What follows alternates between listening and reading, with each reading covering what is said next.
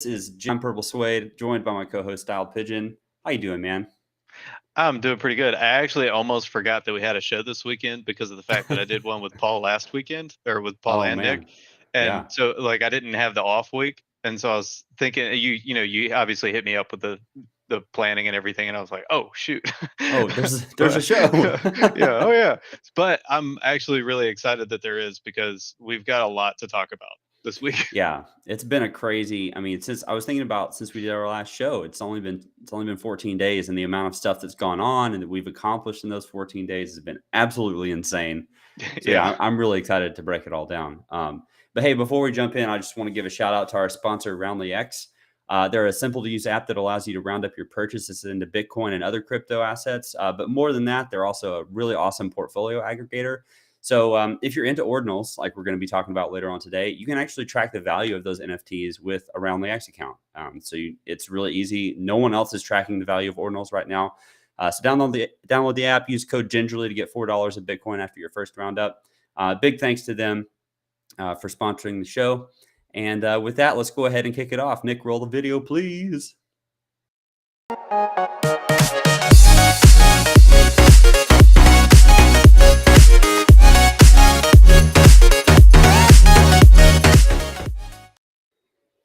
Awesome. Cool, man. Well, hey, let's dive in. So today's episode is called Pigeon Power, the Ordinal NFT Revolution. And yeah, I'm really excited to talk about this. So ordinals, I guess we got to break down what they are first, huh? Is that a good place to start? Yeah. So ordinals are NFTs on Bitcoin, right? Yeah, what's really cool is that if you've watched this show, you know that Pigeon and I are really hardcore into the Stacks blockchain, which a lot of people are calling the layer 2 of Bitcoin. But ordinal NFTs are actually inscriptions, is what they're calling them, onto actual Satoshis, the smallest unit of measurement for Bitcoin.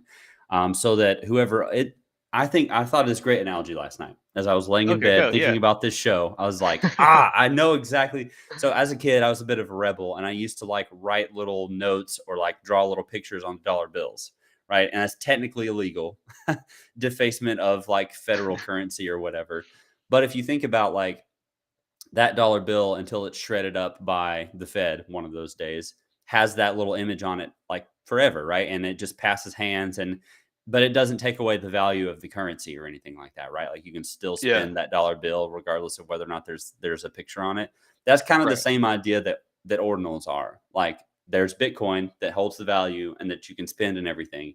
But now we figured out how to not only place just like images, but also audio, video, like PDF files, all that kind of stuff onto this little dollar bill that is a Satoshi. Yeah. So Pretty when cool. when I when I see people first get into tech, right?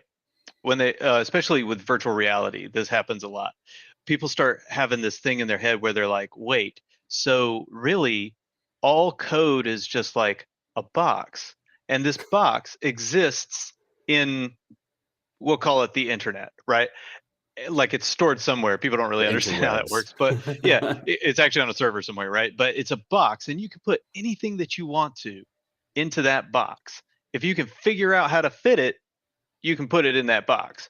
And this is when people started coming up with like play spaces for VR, where you just load into a sort of casual area and you can sit around with your friends. And I know Demio actually has like they call it like the heroes hangout or something like that. It's like a And lounge, you more can or just, less. Yeah. yeah, you can like throw darts, or you actually shoot them with little bows.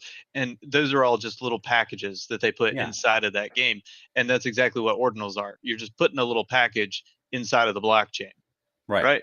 Yeah. Okay, Yeah. cool. Basically. Yeah. I think that's a great way to describe it. So, Bitcoin, we've talked about how it works a lot in various different episodes. If you're, watching this for the first time and you have no idea what Bitcoin blocks are, maybe go back and watch some Gingerly episodes and learn more about it. Plenty of articles out there, but basically, Bitcoin is like the transactions get put into these blocks every 10 minutes. A block is confirmed, and all those transactions that are batched together and like confirmed by miners and sent on their way. Those little blocks are the boxes that you're talking about putting packages into. Yeah. So each block is about four megabytes, I believe, and so you can cram as much data into there as you want. And it can be like anything, like we said, JPEGs, audio, video, but what's really crazy is that you have to pay for the storage size, right? Because there's a limited amount of storage size. And so depending on how large your file is that you want to cram into that box, you got to pay more for more space. Pretty Yeah. straightforward, I feel like. That's actually an issue that I ran into. Is it became like non-cost effective for me to do the images that I really wanted to do. So for the Which ordinal those are really NFTs, cool, by the way. Like the thank you, original thank you. idea that we had was really cool. Well, and the whole meaning behind the Pigeon ordinals is like shout out to the builders and the makers and the people who are actually creating this infrastructure for us to do cool stuff in, right? Like we're doing a bunch of cool stuff that I'm really proud of and been working my tail off to get it done. And you should definitely follow us both on Twitter if you haven't already and all that. But the whole thing behind it is like, thank you for building this infrastructure so that we can do this. So I created little pigeon trophies for the builders. Yeah, I think that's really cool. So, yeah, so this was the Pigeon Ordinal project. So basically, the way that this went down, and this whole episode is going to kind of be like a review of what we've done, talking about the tech, and then where we've seen it going. So, I mean, just after our episode last week, I remember hitting you up and being like, "Hey, Ordinals are going to be huge. We should get into this, right? We should do some sort of project." And I myself am not really an artist. I'm a musician, right? And so it's harder to do that kind of stuff on the blockchain. But I knew Pigeon like can crank out art really quickly and has some really cool ideas. And the Ordinal Pigeon idea was birthed super fast. Yeah, very quick. Yeah, it's one of the fastest things I feel like we've jointly worked on together. It's Well, pretty. the whole thing about it being fast, I don't like to do that sort of stuff. I like to take time with things, and I like to kind of extract. I'm the worst about going over scope. Like as soon as you can be like, "Hey, there's this new piece of tech," and by the evening, I'll have a list of 6 different projects we need to do that all like go together. That's just the way my brain works. Is weird That's that part of way. why we're doing so much stuff right now. Exactly. I just have a list of things that I'm like, here's things that I'm working on. And every time I have a free moment, I just pick one and put a dent in it. Yeah, And with the ordinals, it was so fast because to us, this is historical. Like yeah, this it's a is the big deal. first time, like the pigeon ordinals are in the first 80,000 inscriptions on the Bitcoin blockchain ever. And that's forever. Yeah, And that's that's forever. forever. Like that'll Yeah, always be true. Which is just weirdly like it's I, awesome. I got into this because I was like, I need something to do with my money. Uh, Mhm. because I don't have a lot of it, but I'd like for it to grow and grow faster than inflation, preferably. Yeah, um, so that's what I got into Bitcoin and stuff for is inflation proofing, and then got into NFTs because I like to do art, and was learning a lot about cool new technology that I could use to do that with, and now that was like 6 7 months ago. yeah, or And longer. I mean, it's been longer than that, right? has it been long? I don't. Time's a weird soup, but Yeah, so it's been a very short period of time. It's less than a year so far, yeah, and now I get to be like a first mover. That's the coolest thing in this space that I've experienced is yeah. being so early to everything. Mostly thanks to you, and people like Nick and people like Paul, and of course Phoebo was FIBO, on the yeah. show. I forget which episode number, but really cool episode if you go YouTube and find that one. 4, I think, Um, yeah. for is all about technical analysis. So inside of all of this, I'm also thinking a lot about the narrative of what we're actually doing, right? The whole story that we're telling is really kind of a hero's journey where we're forging forward into the unknown in a way that no one's ever done before. Uh, Yeah, so, like space, we call it the final frontier, but that's not actually true. We've been to space and we're still on the frontier of things. right. And so we're constantly moving forward and exploring new areas that are often actually quite dangerous, right? Especially as much as you and I are involved in artificial intelligence, there are a lot of risks that are associated with that when it comes to like more general artificial intelligence. Sure. Uh, but the risk that we're talking about right here is with the ordinals. we're looking at like maybe some downsides. So talk to me about your thoughts on stacks technically versus ordinals technically. Yeah, this is a fun conversation. This has been going on a lot in the last couple weeks, and it's just fascinating to me. So, stacks, a lot of people, a lot of Bitcoin maximalists, which are Bitcoin only people, they like to call stacks a shitcoin. And that was easy to say when, Oh, yeah, I know, right? Oh, my heart. That was easy to say when there wasn't any specific applications being built on Bitcoin itself, right? There was nothing to compare like stacks to on Bitcoin because there just wasn't anything that existed. Well, Taproot was an upgrade that came to Bitcoin and enabled this ordinal thing where now we can create non-fungible tokens on the Bitcoin blockchain itself. People immediately started realizing this isn't going to scale. Like, we're not going to be mhm. able to blast this to like 5 million users because it's expensive, right? Due to the Yeah. fact that the block size is so limited, it's like it costs a lot of money to like put stuff onto the Bitcoin blockchain. And I think it should, because you said earlier, hey, this is something that's forever, right? Like, it's a big deal. It's Exactly. going to last forever. No one can take it down. So in my opinion, it kind of should be expensive, right? And it shouldn't be able to like crazy scale and, all this kind of stuff. So that, in my opinion, starts immediately creating a conversation around the value of stacks, because now stacks is the Web3 of Bitcoin. Like we've always said it, like it's built on top of Bitcoin. It's based off of Bitcoin's confirmation time, and it's a lot more flexible and can do a lot more things with DeFi and NFTs and all this crazy stuff that is immediately apparently not scalable with stuff like ordinals. But that doesn't mean ordinals don't have any value. I don't want anyone to hear me say that. I'm just saying, hey, I think there's a little more value to stacks than people originally thought, and ordinals helps bring that out. Right, right. And it's interesting you said, it should be expensive. I think that's worth adding a couple more reasons. One of the big reasons that I think it should be expensive is just a logistical issue. Mm, The logistics involved with inscribing something directly on a blockchain using a miner's service, essentially, that that block space that you're paying for costs that much. Like mhm, that's it's not a matter of like they're arbitrarily setting prices. It's right. just the like energy cost and the service fee of them actually doing that that makes that expensive. They would be they would be upfronting that cost if it weren't being paid for by an inscriber, right? Yeah, That cost is associated regardless. It's just normally that cost gets rolled into other things, like the cost of Bitcoin, right? right. Um, so it's not that it's almost even like it's not that it should be expensive. It's that it simply is. Like it costs a certain amount to drive eggs across the country to your grocery store. Right. So they That should goes have into the value, cost of right? eggs. Because Yeah. it's a cost. Yeah. Exactly. So it's so straightforward, but when you look at it that way, it goes, okay, so it's not 100% scalable. Mhm. Is this like, is it safe to say this is kind of a problem that Bitcoin doesn't fix? Kind of. I don't even know that it's a problem, though. I think that's kind of what I was getting at when I was said that it should be expensive. Hmm. A little history lesson. I don't want to get too deep into this, but for all the people that think that ordinals are brand new and this idea is brand new and it's never been done before, you obviously haven't been around Bitcoin long enough yet.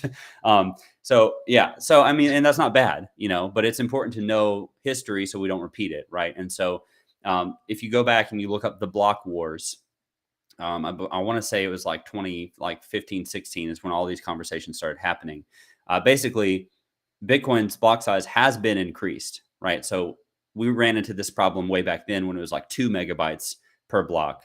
And obviously, as you can imagine, with all the ordinal demand going on, if it was only 2 megabytes, we would have transactions would be in the probably $100 to $200 per transaction range right now because of the block size. So there were upgrades needed, but some crazy people wanted to do some crazy things, and they ended up creating a split off of Bitcoin called Bitcoin Cash. And then there was Bitcoin Satoshi's Vision, and then there's all these other shit coins that came off of Bitcoin. There we go. Thank you, Nick, coming to the rescue. Read this article. Some fascinating history. This has all been done before. In fact, we've already inscribed messages onto the blockchain.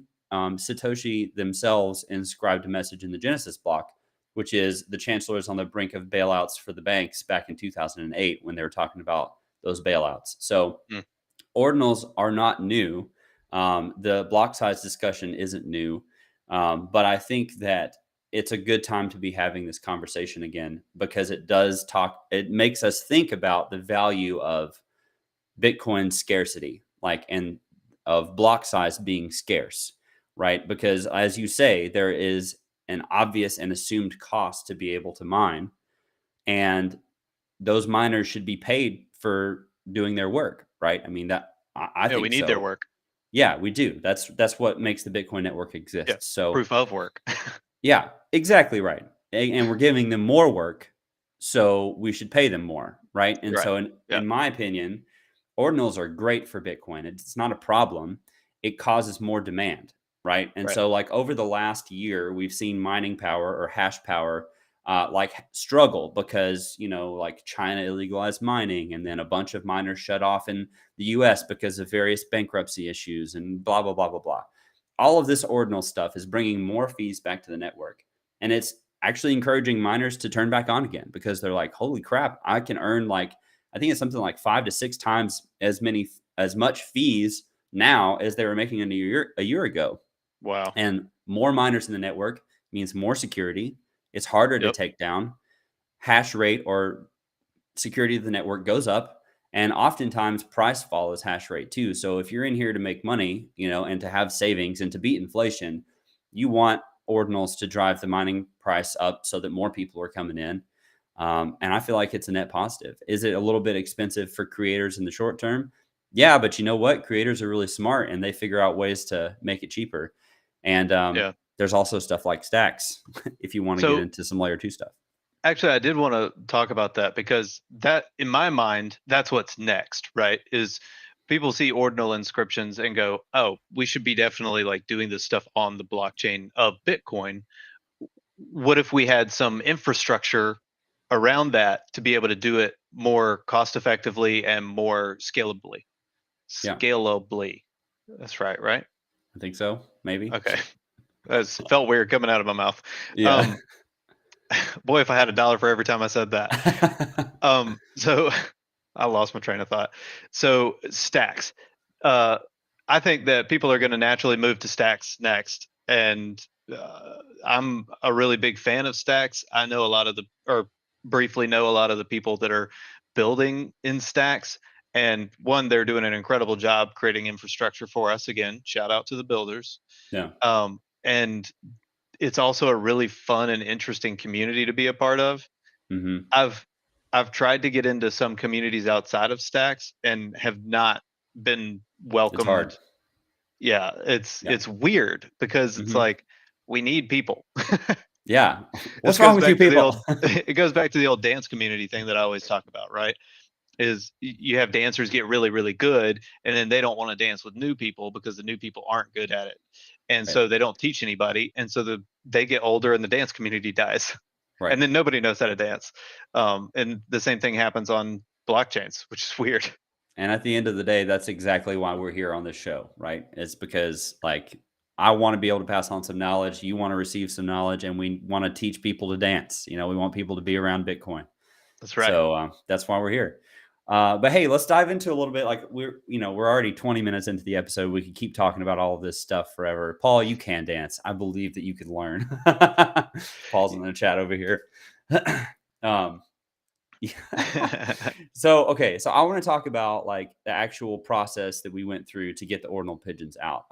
And Okay. briefly, I think we can talk about utility after that, right? Because the what's next and all that kind of stuff.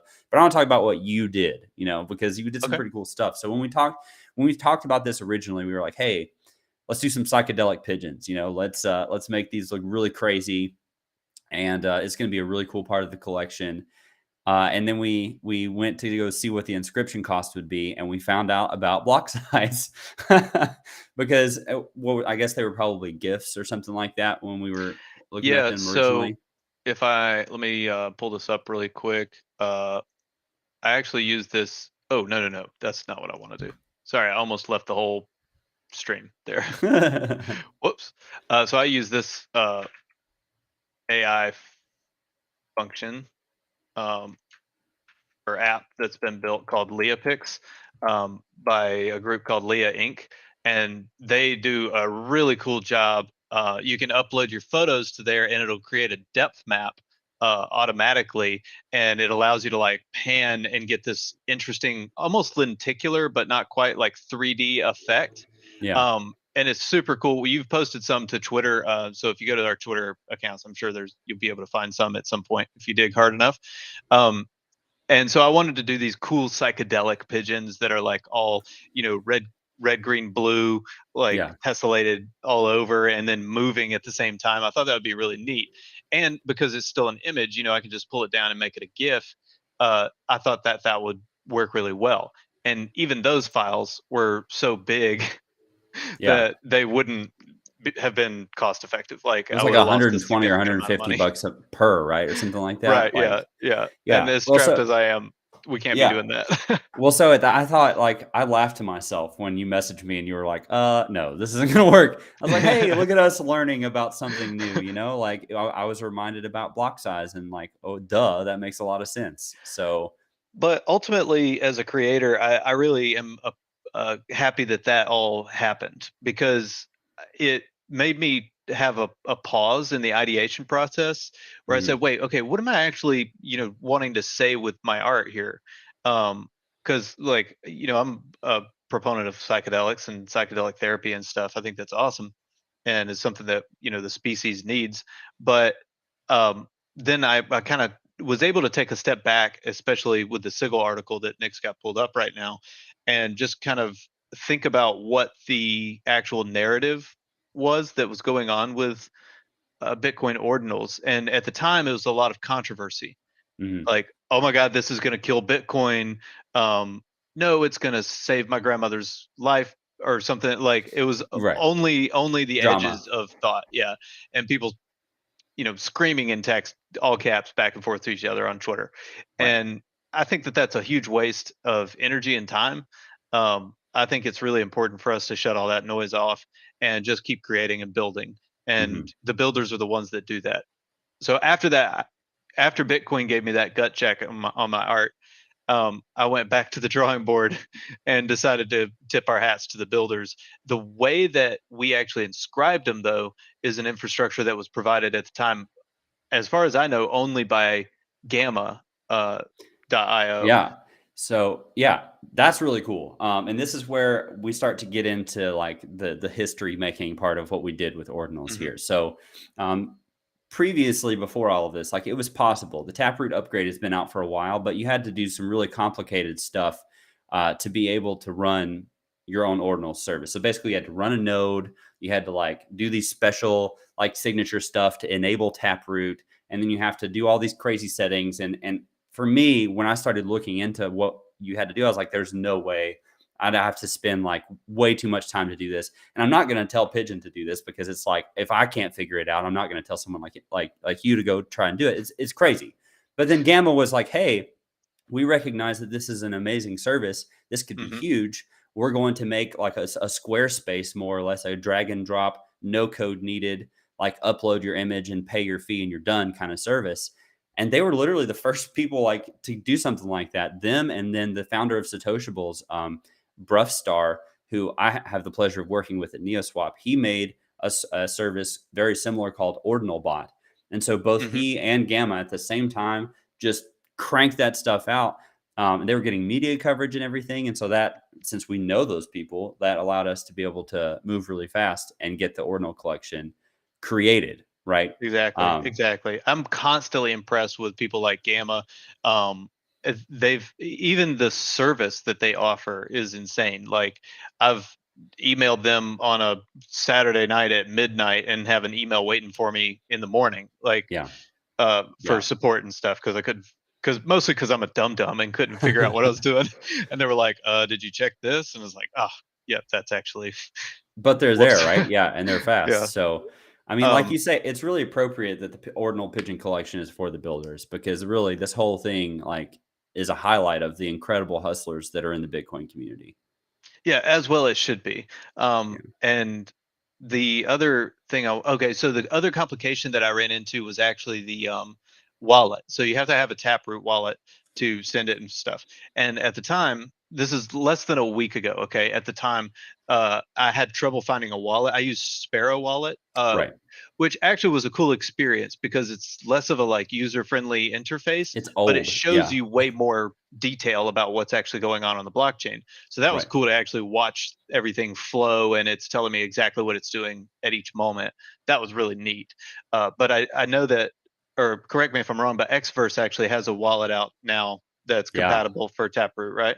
Yeah. Another crazy like team that hustled their rears off this past week to make this happen. Yeah. Xverse. I mean, oh my God, I can't believe how fast they moved. They're a great Stacks wallet. They're able to receive Bitcoin as well. And then they heard about Ordinals and they kind of just dropped everything and were like, we're going to be the first mobile wallet to have Ordinal support. Yeah. And they did. They pulled it And it off in was like 6 days. fast. Yeah, it was Yeah. crazy. I couldn't believe So it. so again, we go back, shout out to the builders. Like Yeah. none of this would be possible without people like Sparrow Wallet, Xverse, Gamma. And actually, all of that's linked to in the Sigil article as well. That's kind of how I decided to wrap that up. Was just here's some links to some builders that I know are doing crazy cool things in the space. And Yeah. actually, your own NeoSwap is the other way that this was possible, right? Yeah, Um, yeah. So that's a good segue. We had Thank you. NeoSwap or CSO from NeoSwap, Kieran Parker Maroney, who I now have the pleasure of working with, back on Gingerly. That was the all Ginger episode. That was a lot of fun. Yeah. If you haven't watched that one, you should go watch it because NeoSwap has improved a lot since that Triple shot of the episode. Ginge. Yeah. But so NeoSwap team, like I gotta say, again, I'm biased. I work there, but I haven't worked with developers that have shipped code as fast as these guys ever. I mean, I thought that development, like it's kind of sad because the devs have made me think that development is like something that it's like, oh, like all these slow people are just like taking their time. Development's actually easy, and they ship it off super fast. It's not easy. It's not easy. But so NeoSwap team saw the chance that Ordinals were bringing, and we noticed, holy crap, people are auctioning off these 6-figure NFTs with a Discord bot, and they're just trusting that people are going to send them the NFT and that the bids aren't fake. And so what's really cool is that we just dropped everything in NeoSwap. We've been working on 3 different chains. We're working on pushing out to Ethereum soon. We were like, okay, no, we're gonna like build on Ordinals. We're gonna get an Ordinal auction like running, and we pulled it off in less than a week. So you got to be I think it was the second ever auction on NeoSwap for Ordinals, or maybe third. I think so. Well, I know Satoshables was before me. Okay, so third, because I think Shudu did one the day before. But Okay, yeah, should do it so too. yeah, the third ever. So basically, the way that NeoSwap works is that we like we're an AI powered machine learning solver where one seller can come into a room. They can list as many items as they want. There's usually 5 to 10 for the ordinal auctions, just based off Mhm. of how expensive they are to inscribe. But then pretty much unlimited people can join into the room and they can set a spend limit. And this is the important part, right? Because you say, okay, I only want to spend, we'll just use dollars so that it's easy. I only want to spend $100 total. But the way that our program works is that you can actually go in and you can bid $100 on every single one of the items that's listed, but you're not going to spend more than $100, right? Because our solver like says, okay, within these parameters, you're only going to spend this amount of money. We're going to allow you to bid that much money on every single item that you want. And so that creates some really cool situations where artists can offload multiple items in one room to a bunch of different people. So it's good for you. And then for the bidders, you can bid on all the items that you're interested in and potentially win some items when you're not the highest bidder, right? So for instance, I love this. This is probably my favorite part of the auction because when you understand this, you can win some really cool items. So if I have $100 spend limit and there's 5 NFTs and I bid $100 on every single one, and you come in behind me and you bid $80 on one, and I win a different NFT, I can't spend more than $100. So then you are by default the next highest bidder at $80, and you are going to win that NFT. So it really enables some fascinating strategy in terms of bidding, and it sets up a situation where an artist is going to sell their art and they're going to be happy, and users are going to win some art, whether or not their highest bid, right? And so they're going to be happy. Mhm. And it was one of the first times that like on-chain auctions for ordinals ever happened. We're one of the first companies to ever do it. And here very soon, So the way that we've been doing it is we've been auctioning off like tickets that users can redeem for their ordinals. So we're doing Stacks, Solana, Polygon, and all that good stuff. But we're actually moving towards native Bitcoin and even Ethereum bidding too. So we're going to be one of the very first, AI powered markets for ordinal NFTs. And man, it was a journey. I mean, it's one of the craziest things that I've had the pleasure of working on. And I thought the auction was a huge success. I mean, you're a crazy early adopter, and you pulled off something that, you know, pretty much no one else has ever done. It's pretty Yeah. cool. So the cool thing about it to me as an artist is that y'all are enabling me to do what I need to do, right? Mhm. I don't have to worry as much about sales channels and things like that. I can move around those NFTs or distribute those NFTs as I like. For example, even with the Warrior Pigeons, that was a launch that did not go well. And like I haven't sold a whole bunch of those Warrior Pigeons, but I mint them myself every once in a while and give them away just for future purposes. If I want to do something with a group of people, it behooves me to add those to a couple of Neo swap parties and have them distributed. And I think Grandma Escher actually has one now too, which is cool. Yeah. So that in the future, when I hopefully execute some of the ideas that I'm working on, like maybe creating some Amazon driven money machines that automatically distribute sales to the holders, for example. Which that sounds really awesome. Just like there's all these ideas that I don't know how I can do as a one man team, but Right. as we build, hopefully we're going to figure it out, right? We're on the frontier. I'm just plunging my head into the waters and figuring it out, just like everybody else. And Yeah. that's why we do this show, right? Is because you really don't need that much to get started and get interested once you figure it out, Yeah. and you can manage to do this even if it starts as a hobby, um, which I won't guarantee that it'll consume your life, but it may very well. If you stick with it, it definitely will. I mean, I'm the product of like 9 years of this, so yeah. Yeah, and it's like what we talk about. Yeah. I um, mean, my hobby turned into my full-time job, so, you never know. Well, I remember we were having trouble. We were actually playing some VR because we like to play VR with the Bitcoin Badgers, which actually we're playing Zenith this week coming up. We'll be streaming that on YouTube on @StyledPigeons page. So go check Yep. that out. Like and Like and subscribe. subscribe. But we're actually just having fun chit chat, and we're having trouble getting away from talking about work or Bitcoin or something that's within this realm. Um, It's just too much fun. yeah, we're having a blast doing it. So anyway, what other infrastructure and things do you see coming down the pipeline with all of this? Yeah, for sure. So, first off, I gotta say, if you're watching this and you're like, okay, I want to like either create my own ordinal or I want to buy or sell an ordinal, we just outlined how you can do it, right? So, Point. I'd be happy to handhold whoever wants to like do this because I work at NeoSwap, I work at Roundly X. I know all the guys at Gamma. So if you want to mint an ordinal, if you want to sell an ordinal through NeoSwap, or if you want to buy an ordinal, there's ordinal auctions going on right now on neoswap.xyz. Go check it out. There's a really cool auction that ends, I think, in the next couple hours with Alex Redloff. With the blocks, they have some amazing art. So anyway, just want to have that little plug there. If you're watching and you're into ordinals and you want to know more, follow both of us because we know what we're doing and we can help you get started. But in terms of like what's next, man, I think that possibilities here are endless. So one big distinction that we haven't really pointed out yet is that these NFTs are literally like written down. The reason we call it inscribed is because they are put onto a unit of Bitcoin. And that's different than, say, Ethereum or even Stacks because those NFTs are built on top of the blockchain and they're housed in servers using applications. But Mm-hmm. these are extremely important because they're actually listed on the NFT. Hey, Nick. Got the technical difficulty. Sorry. No worries. Surprise little. That's Surprise our producer, visits. Nick. Yeah, now you guys know. um, but anyway, what I was saying is that the difference is that it's on the blockchain. So something that I see this being immediately practical for is like time-stamped documents. Okay, Mm-hmm.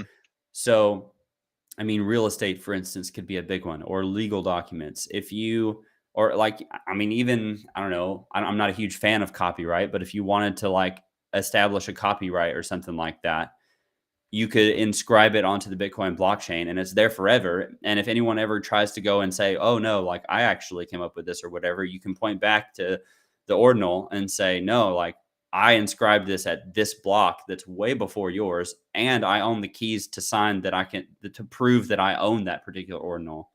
So like I can prove without a shadow of a doubt that I had this idea first. You know what I mean? Yeah. So It that's also pretty provides an powerful. extra layer of like anti-censorship, right? Exactly. Yeah. That's something I relevant actually, that I've been seeing going around a lot. yeah, the CEO of NeoSwap, John Ennis, pointed out on Twitter the other day, and I thought that was a great idea. There's a lot of famous books that are being censored heavily.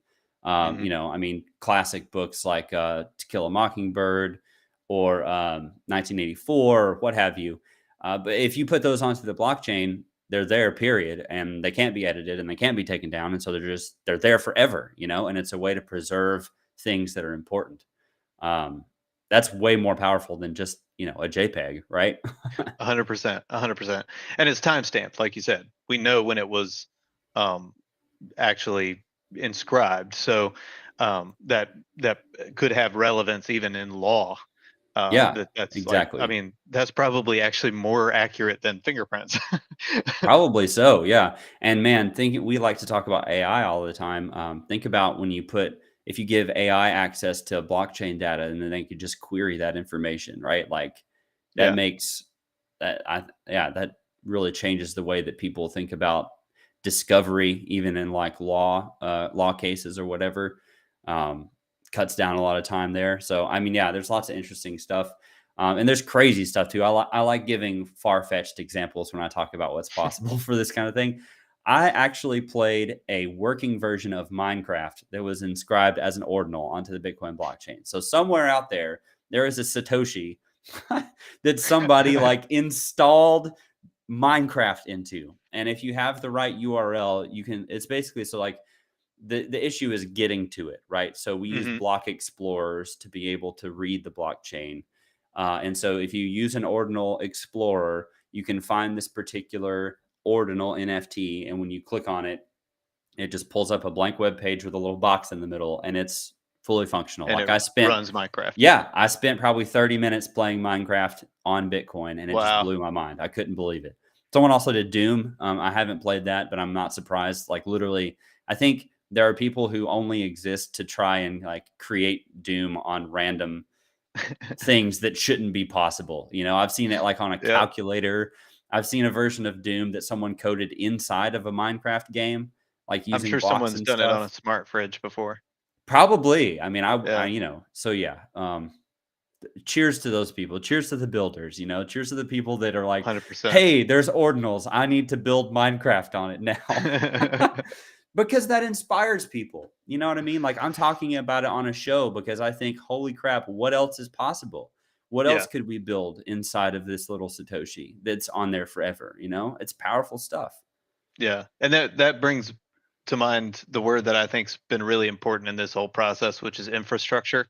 Mm, Um, Infrastructure is one of the major keys to actually having high level Bitcoin adoption globally. We have to provide infrastructure for things like Bitcoin, for NFTs, and for crypto in general. This infrastructure is the lifeblood of what's possible, because in order yeah, to make it a seamless transition for your grandma to move from US dollars to Bitcoin, we have to have the infrastructure in place already. The infrastructure yeah, has to come first. right. And I put the little definition here because I like words. But it's the basic physical and organizational structures and facilities needed for the operation of a society or enterprise. Bitcoin being kind of somewhere in The between those. enterprise. Yeah, Yeah, well, it is like, I don't know. I feel kind like of. it's half and half, but maybe I'm Yeah. being a little bit mystical about Bitcoin. Um, so yeah, we want to keep building the infrastructure, and I can't wait to see what everybody does next. I mean, this is insane. I've got Yeah. a I've got dozens of things in my head that are going on simultaneously, and I'm wondering um, how sustainable it is. But Hey, that's a good I've place to be in. Well, so we were talking the other day about how Bitcoin changes people. Yeah, which And we you still would need to do an actually- episode about that, by the way. Yeah, it would be fun. I wonder if maybe that might even actually be like an article that we could co-write, Yeah. just like giving examples and whatnot.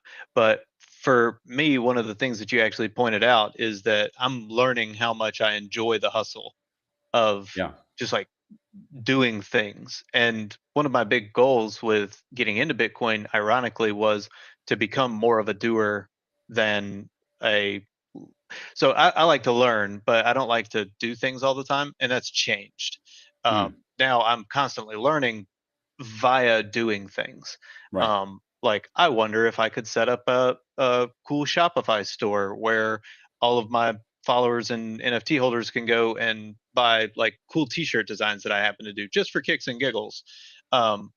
Maybe that doesn't go anywhere, but I've created it and I just have to hook up the back end now so that styledpigeon.com will be live. Ooh, coming soon. So yeah, hopefully coming soon. I'm working on a book for the original pigeon holders, like the OG 10 styled pigeons. Yeah. And I'm almost done with that. I just have to go back and handle some like file formatting issues. Something stupid happened with the non-rasterized text. It made me so mad.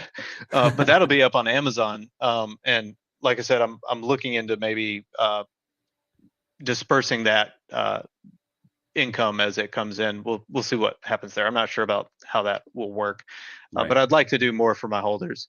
And after I finish that, I think website's the next priority. And it's not going to be anything fancy. I haven't figured out how to properly token gate it and all that. But once it's up, I'll keep working on it and figure out if we can get some like cool, maybe exclusive merch or something like that, just Yeah. up for holders. Again, That's kicks awesome. and giggles, but I'm having a blast doing it. And hopefully other people see a dumb like me doing this stuff and they're like, oh, you know what? I could do that too. I could Like do that I too. could Yeah. easily, if he can do it. No, and you know what? That's what's so crazy about being on the cutting edge and being able to do the show and talk about the things that we struggle with or we're trying to figure out. Like, um, we were talking just the other day about how wild it feels to want to learn. Okay, I want to be able to do X, Y, and Z with like setting up an Amazon store and sending profits to my NFT holders. And so you start doing research about how to do that, and there's just not anything out there. That's Yeah. because we're literally on the cutting edge and we're figuring this stuff out for ourselves. And so, I really hope that people who watch this show are not only inspired, but maybe we can help walk people through some stuff where there aren't any other resources out there. And, like we're here with you. We're here building too. So it's really cool. Yeah, 100%, 100%. The thing that I couldn't find anything on was automation for those financial systems and things. The back end of Mhm. like Amazon KDP. How do I integrate like an API with with all that? Yeah. And I don't code, so I'm like reading. It's like reading Braille as a person that doesn't know how to read Braille. Yeah, Like totally. you're going, okay, I have to actually read this documentation because nobody's made a YouTube video about this yet. Right. Which let me know if you want me to actually do some YouTube videos on the AI tools and things that we're using to do a lot of the art and a lot of the content that's around this stuff. Because I definitely have some tips and tricks that I'd love to share with people if you're interested. I think that'd be a really cool video series, especially having you just coming off your own ordinal collection. I mean, heck, if there's people out there who want to make their own ordinal collection, maybe they should be hitting you up. Yeah, yeah. I'm actually sorry derailing this because the crypto curator Paul is talking about he can't get into NFTs all that much. Paul, we need to have a show about that, and so that we can talk about what's actually possible, and we're going to get you on board with some of these projects. It's going to Yeah, happen. one of these days. One of us. One of us. So I agree with you. At the same time, I also feel crypto curator hardcore on this because there are some parts of crypto that I just kind of refuse to look into because I just don't have the brain space. Oh, brain and you space got to is make those huge. hard choices. Completely agree, and respect Paul's choice, of course. Yeah. Like there are plenty of projects and things that I'm not into just because like you said, I don't have the bandwidth. Yep. But that doesn't mean you're not already in NFTs without knowing it. True that. Paul is a huge proponent of identity, and he wants identity to be like something that we can easily have on the blockchain, and NFTs make that a whole lot easier, home dog. I hate to tell you.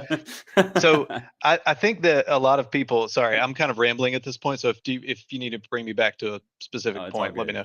I'm enjoying it. I think that the thing about NFTs that a lot of people are objected to is the fact that there's not enough infrastructure yet. Yep. That's actually the objection is, well, I don't really want to be into this because like, what does it do? How does it function? Like, I don't understand. How do I use it? Yeah, like it's not easy to get into, and totally understand that. That's, reserve that for the nerds that are into that, right? Being a nerd is just having a hobby that takes work to be into. True that. And so we let them do the work. And Paul says he's just not creative. I get that too, man. That's why I had Style Pigeon do the Ordinal collection instead of me. Well, and so that I'm going to call you out on that because that's not 100% true. You actually have a project in the hopper that we're going to be working on over time that shows off how creative you actually are. You're right. You're right. I don't have a ton of excuses, and I appreciate being kept honest. So yeah, I guess teasing out my project. I'm working on something that we're calling Pieces of Purple. So more to come on that. Literally just the name is all that I've come up with so far. I added accountability to that project just now. Look at you. You're welcome. Dang it. Now you have to sometime in between the 120 hours that you work a week. Paul says, I think I need some mushrooms or something. I mean, well, hey, I know man, nothing about that. I actually lost all all of my knowledge about that in a terrible boating accident. I did too, along with all of my Bitcoin. So anyway, we should talk about Bitcoin and boating accidents one of these days, maybe, or maybe we don't. I don't know. No, I'm okay with that. We might have to have Greg on as a special guest. Oh my God, we're getting so derailed now. Okay, cool. Let's pull us back. I want to show off the actual Pigeon Ordinals. Nick, yes. Do you mind just bringing up the links to the actual inscriptions for us? It's in the doc.